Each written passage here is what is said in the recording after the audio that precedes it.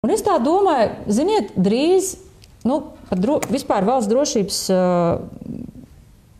teiksim tā, termins ir ļoti, viņu var izplest ļoti plaši, jo jebkas ir valsts drošība. Labklājība ir valsts drošība, veselība ir valsts drošība, klimats ir valsts drošība. Jūs tikai iedomājieties, ka nākamreiz kādā šādā te sapulcē sanāks gudri cilvēki un pateiks, ziniet ko, arī klimata neutralitāte ir valsts drošības jautājums. Tātad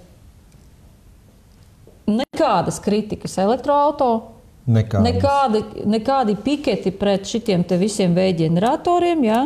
Neko. Nekādi piketi pret atkritumu pārstrādes rūpnīcām? Nē, tas ir drošības jautājums. Jā, nacionālās drošības jautājums. Tu zini, principā es esmu diezgan tāds liels, var teikt, filmu fans. Jā, man ir tāds trūkums. Un, zini, amerikāņu filmās parasti, jā, šajos visos trilleros, tur galvenais viņa teiciens ir nacionālā drošība. Amerikas nacionālā drošība. Kaut kas līdzīgs mums sākta veidoties. Nacionālā drošība tik tiešām izpaudīsies tik tālu, ka nākamreiz, kad mēs ar jums tiksimies, pēc tam, kad būs šie te jaunie noteikumi pieņemti, mēs varēsim tikai sēdēt un smaidīt veselu stundu. Vai raudāt. Un māt ar rociņu vienkārši. Viss ir labi. Mūsu valstī viss ir brīnišķīgi.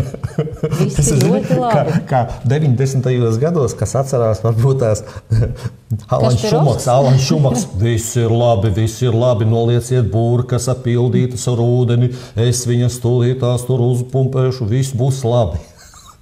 Kaut kas līdzīgs, ne? Bet, kā saprot, šādā situācijā, kad ir, humors laikam izglābs pasauli. Es domāju, ka humors vienmēr izglāb visu. Bet es lasu, un es tiešām, es tiešām izlasīju to, ko es redzu. Jā, es izlasīju to, ko es redzu. Melnus balti. Uga Dums patiesībā ir ļaunais ģēnijs. Jūs smējāties par viņu, jā? Tagad, jā, Kašperovskis arī to pašu darīja valde, jā.